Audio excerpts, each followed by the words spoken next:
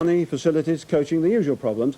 It's not often, though, that rail commuters complicate the picture, but that's the case in Milton Keynes. Rush hour at Central Station, and the homecoming commuters are about to catch the Milton Keynes Express, outside on the station forecourt.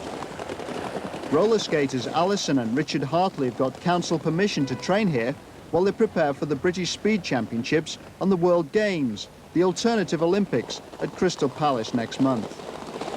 A platform for success maybe, but not nearly as good as the purpose-built tracks available in Europe. This really, it's sort of up and down, the cracks and that, and you can't pick up enough speed that you need. It's like abroad, you've got all these sort of, this sort of surface that you just glide on and you can pick up a lot more speed. Do many people stop and look on when you're training here then? Yeah, sometimes we've had a few people that stood here and taken photos, and there's quite a lot of people that stop. Alison, who's 17, is the British ladies champion.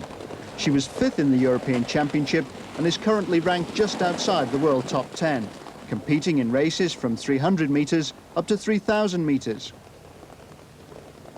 Brother Richard, just 16, is the ideal training partner, still finding his feet at inter-club competitions and on the verge of stepping up into the national junior squad.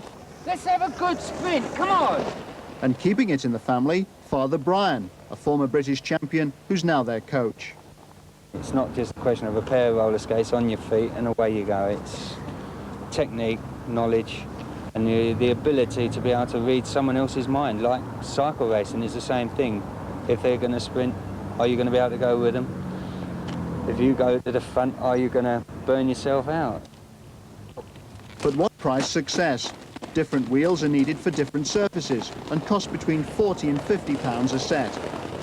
The best competition is in Europe, so £2,000 had to be found to pay for Alison's trips last year. Now she will have to turn down races in Australia and New Zealand unless a sponsor is found. And top skaters can be sure of a bumpy ride overseas. Never fallen over before, apart from the Europeans last year.